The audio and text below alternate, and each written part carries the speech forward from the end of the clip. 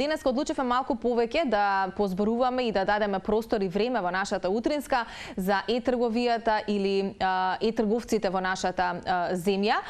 Некако тоа го коментираме и со мојот гостин.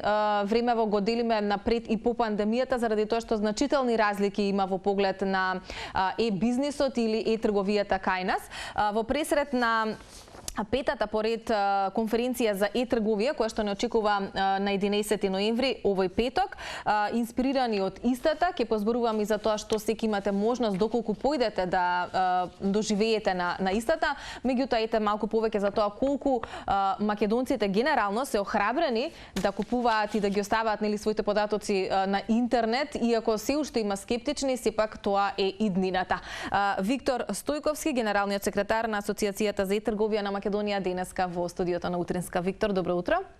Добро утро, Цице. Благодарам на поканата и добро најде во топло и прекрасно студио. Ти благодарам, верувам во полник подготовки за она што не очекува во петок, ќе го споменам и тоа некаде кон крајот, но ајде за почеток, со оглед на тоа што зад камери јас и ти споменавме дека некако времево го делиме напред и по пандемија, колку пандемијата ги промени работите во поглед на е-бизнисот или е-трговијата во нашата земја, со оглед на тоа што бивме затворени по дома, во карантини, исплашени и така натаму, па некако скептицизмот луѓето го ставија настрана и се охрабрија да купуваат онлайн, од облека, гардероба до храна секојдневно. Да, за жал го делиме времето пред и по пандемијата и мислам дека тоа ќе остане така, нема да се промени, бидејќи пандемијата направи многу круцијални промени кои што не само во трговијата, туку и во целото секојдневното функционирање на луѓето, па дури и во начинот на одење на работа, не одење на работа, ремоут работа и така натака. Во однос на е-трговијата имаше потенцијален раст уште пред пандемијата. Тоа што го направи пандемијата на вистина го заврза растот кој што очекувано следеше да се случи со помош на е-трговијата. Е-трговијата е нов тренд кој што посебно младите генерации се повеќе и повеќе го практикуваат, но тоа што се случи во ковид време е дека и постарите генерации нема избор, па мора да се впуштат во тој предизвик, нов тренд и да купуваат онлайн. И не само тоа, и сметки да плаќаат онлайн, така да не одат во банки, да не се затвораат во затворен простор, да не чекаат редици и така натака. Да го видат бенефитот колку тоа е брзо, лесно и едноставно и така натака.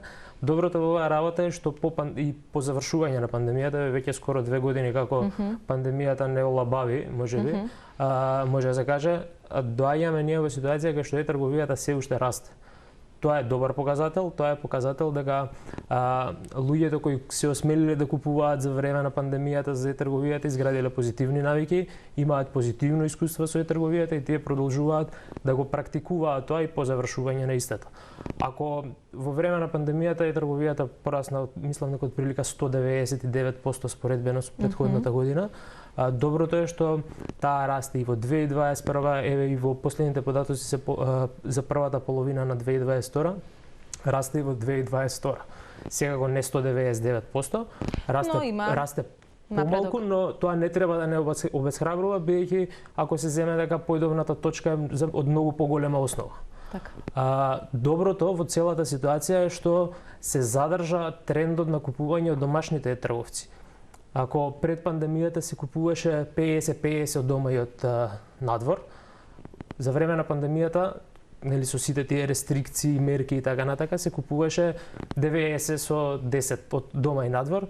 Сега процентот е некаде за првата половина од 2022 година 70% се уште од вкупната вредност на трговијата се слева кон домашните трговци, што тоа е многу добро за самата македонска економија. Што е побезбедно, да се купува од домашни трговци или од странство? Веројатно ова, јас верувам дека се е безбедно, меѓутоа можеби повозрасните се уште скептици за некои трансакции кои што треба да ги направат надвор од земјава. Така е, не сакаме да го кажеме зборот не безбедно кога станува збор е трговија, зошто ради тоа што секогаш даваме истата компарација, бидејќи постои често спредуваат, викаат во трговијата може да не ги украдат податоците и така натака. Дано може да ви го украдат и новчаникот и да го изгубите новчаникот на пазар и било каде и да ви ги земат картичките и да ви ги земат податоците и така натака и така натака. Во оваа ситуација е навистина тешко да доколку сте вие сами свесни каде ги оставате податоците, значи не треба секаде да се оставаат податоците на интернет, треба да се купува од регистрирани трговци. Треба да се внимава на HTTPS протокол, треба да се внимава на легален правен идентитет од другата страна. Како да знаеме дека се тоа легални трговци? Така, ние како асоциација во текот изминатиот период многу време потрошивме за да направиме дистинкција помеѓу кои се регистрирани трговци, во спротивно со кои не се. Ние сме сведоци дека извини по Facebook и по Instagram многу луѓе продаваат нешто. Како да знаеме дали е тоа регистриран или не регистриран? Имаме ние регистар како асоциација за трговија. Значи може луѓето тоа да го проверат? Да, имаме регистар каде што може да се провери URL-то на веб страницата, доколку URL-то е валидно, ќе го даде правниот субјект кој стои позади таа продавница. Тоа е едниот начин. Другиот начин е сами кога ќе влезат на продавницата, луѓето да видат дали ги има контакт податоците, дали има правен субјект кој што стои позади таа продавница, јавно истакнато и напишано, дали има објавено даночен број на правното лице и така натака и така натака и најбитно контакт податоци за утре кога ќе ја добијат нарачката, има некаква забелешка и нешто не се задоволни да знаат каде да се обратат. Ако позади тој Facebook профил во ситуацијава што Facebook и Instagram не се трговија и тие што ние ги охрабруваме луѓето да не купуваат од Facebook и од Instagram, бидејќи често се случува, тоест сите поплаки што дошле до нас се темел од Facebook и Instagram продажба, не од продажба на некој трговец кој што тоа му е бизнисот и со тоа се труди да ги задоволи интересите. Да работи честно и по сите протоколи. Да. Мора да се купуваат регистрираните трговци, мора да се купуваат тие трговци кои што се легални и легитимно си ја работат својата работа. Како влие се тоа на сивата економија? Ние како асоциација сега во овој период, нели ја напоменавте вие и конференцијата, точно во петок баш ќе го промовираме тој сеопфатен извештај кој што годишно се работи од страна на асоциацијата. Во тој сеопфатен извештај се прави целосен преглед на трговијата во Република Македонија и се прави споредба со регионот и со европските земји. Еден дел од анализата по строго утврдена методологија ги анализираме преку анкетен прашалник и мислењата на трговците. Една од бариерите кои што трговците ја кажуваат и за раст и развој на трговијата е токму и сивата економија покрај дигиталната писменост и недоволниот потек за онлайн купување кај луѓето. Сивата економија е нешто кое што алармантно треба да се стави на многу повисоко ниво, иако веќе во државата е ставено на високо ниво, посебно во делот на трговија, зајакнете се контролите, институциите навистина сакаат да придонесат во намалување на сивата економија, веќе почна и посериозни контроли баш на тие Facebook и Instagram продавачи, се со цел да се намали нелојалната конкуренција кон оние кои што легално го работат бизнисот, бидејќи една од пречките за раст и развој токму и нелојалната конкуренција која што се појавува. Да. Тоа го има секаде во светот, не е само кај нас, но секако сите ние треба заеднички да влијаеме кон намалување на тоа. Како ќе влијаеме ако не купуваме од тие нелегални бизниси. Прво ние како потрошувачи, а второ и свесно и едукативно ќе влијаеме на нашите пријатели за да не купуваат од тие нелегални продавници, бидејќи позитивната слика што ја креираме ние како трговци во трговијата доаѓа од искусните, односно оние кои што се легитимни. Затоа говори и фактот што го напоменавме на почетокот дека во време на пандемија луѓето што купуваа продолжија да купуваат и по пандемијата.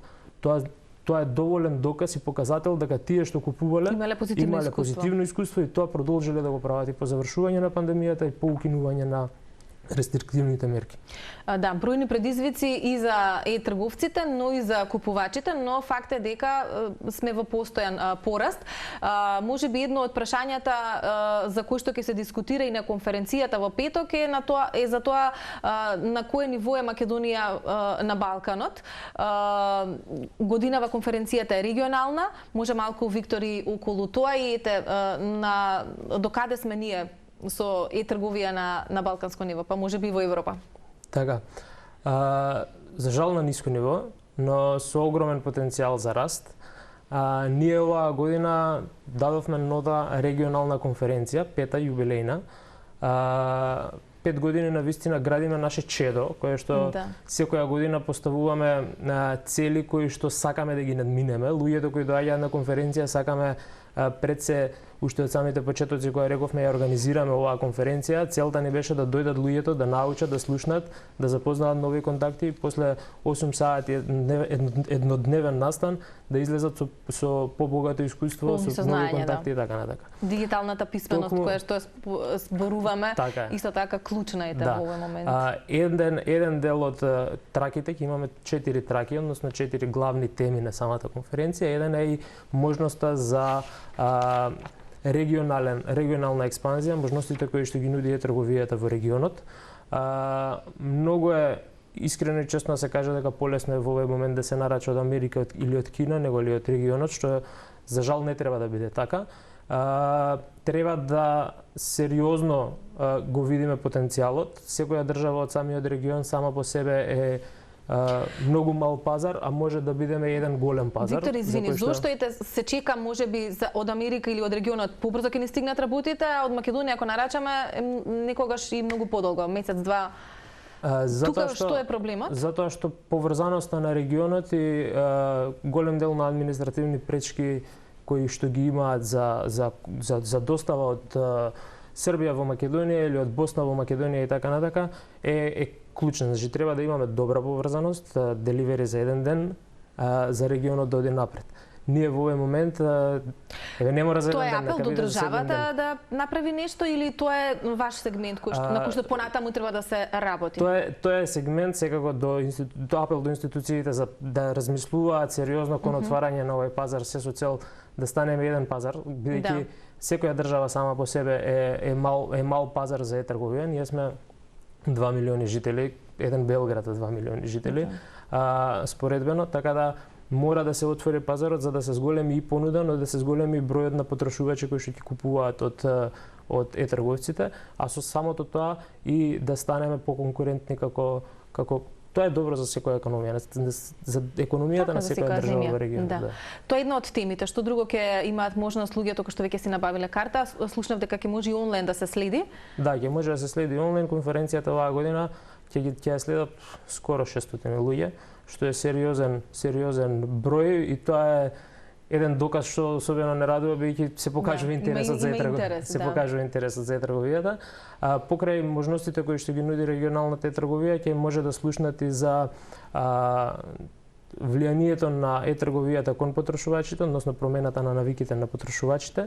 Ќе има момент да се слушне и за, ние викаме, воздухот на трговијата, односно главните 3 сегменти, 3 пилари за трговијата, тоа се податоците, маркетингот и технологијата. Како правилно да се користат, за да се однесат да ги однесат бизнисите на едно поразлично, повисоко ниво и да ги забрзаат нивните процеси. И последната трака е how to, односно патот до успехот, за баш да видиме и како тука бизниси од регионот со бројки покажуваат раст, покажуваат дека се може и од регионот, се може да се продава и да се расте тука и да се создава тука. Да нема бариери и пречки дека како сме од Македонија, помала земја, дека нештото е невозможно. Апсолутно таа дигитална писменост отвора многу врати и затоа луѓето треба малку повеќе да се едуцираат. Така е, целта на самата конференција кога ја создадовме беше покрај тоа што луѓето што ќе дојдат треба да научат и да дигиталната писменост да се крене на многу повисоко ниво. Една од работите е и дека самата конференција прави еден осврт на што е направено минатата година и што треба да се направи. Што треба да направи државата, што треба да направат и трговците, но и како тоа да го применат, бидејќи има и совети кои што дајаат од светски брендови како е оваа година Google и TikTok, што може да пренесат искуство. Ки има представници токму од овие платформи? Да, од Google и TikTok, што може да пренесат искуство на локалните трговци, на регионалните трговци, како нивните бизниси да ги ставаат во пета, во шеста брзина и да ги забрзаат напред со користејќи трговијата. Какви се други гости? Има, го споменавме, Google, Facebook, ако не се лажам, се пишуваше по порталите. Да, Google, Facebook, Pioneer. TikTok, Pioneer. Буквално ги имаме сите звучни брендови имиња кои што да се во делот на e-commerce и кои што навистина има од Виктор, како тие да реагираат на поканата и од мала земја, не толку развиена во смисла на e-трговија и така натака? Може би за нив е дополнителен предизвик да дојдат и да пренесат знаење за да порасне сето тоа? Да, ова е многу интересно прашање, бидејќи од самите почетоци првите години се навистина се мачевме да добиеме говорник, посебно од звучно име како што е Facebook, TikTok или Google. Но сега баш разговаравме дека оваа година, пета јубилејна, веројатно регионов станува многу интересен и за големите играчи и дека веројатно имаат и они интерес да дојдат тука, бидејќи секако пазарот е интересен, регионот зборуваме дека може да биде еден пазар, тогаш и за Facebook, и за Google, и за TikTok, и за било кој поголем играч сме веќе интересен пин на мапата за да дојде да покаже како може да се користат нивните услуги квалитетно, добро, а во една страна и да ја расшири мрежата, да разпознае нови контакти, нови можности и секако нови бизнис перспективи. Светот е веќе глобално село. Така. Ти благодарам многу за овој убав разговор, посакувам успешна конференција и напредок во e-трговијата, да се видиме повторно, нели, да споруваме за уште подобри бројки. Ти благодарам се за поканата, поздрав до вашите гледачи.